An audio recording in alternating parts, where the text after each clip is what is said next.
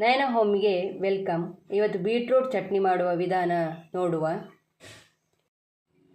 ಅದಕ್ಕೆ ಚಿಕ್ಕ ಗಾತ್ರದ ಬೀಟ್ರೂಟು ಸಿಪ್ಪೆ ತೆಗೆದು ದೊಡ್ಡದು ಕಟ್ ಮಾಡಿ ಹಿಡ್ಕೊಂಡಿದ್ದೇನೆ.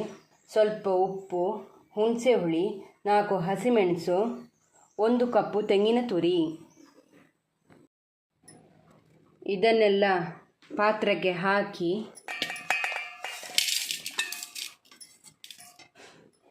ಸ್ವಲ್ಪ ನೀರು ಹಾಕಿ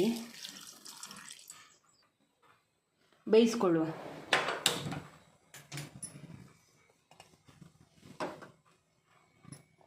ಇದು ಹಸಿ ವಾಸನೆ ಹೋಗಿದೆ, ಸಾಕು.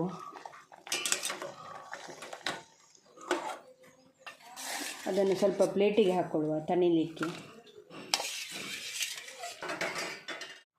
ಇದೀಗ ತಣ್ಣದಾಗಿದೆ, ಮಿಕ್ಸಿ ಜಾರಕ್ಕೆ ಹಾಕ್ಕೊಳ್ಳುವ.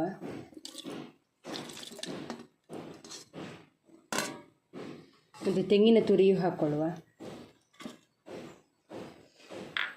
ಅದಕ್ಕೆ ನೀರು ಬೇಕಾದರೆ ಆಗ ಬೇಯಿಸಿಕೊಂಡ ನೀರು ಉಂಟಲ್ಲ ಅದನ್ನೇ ಹಾಕ್ಕೊಳ್ಬೋದು.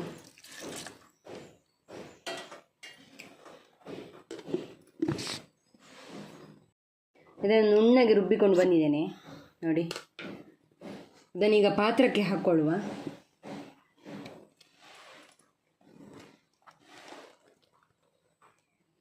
ಒಗ್ಗರಣೆ ಹಾಕ್ಕೊಂಡೆ. ಈಗ ಬೀಟ್ರೂಟ್ ಚಟ್ನಿ ರೆಡಿಯಾಗಿದೆ.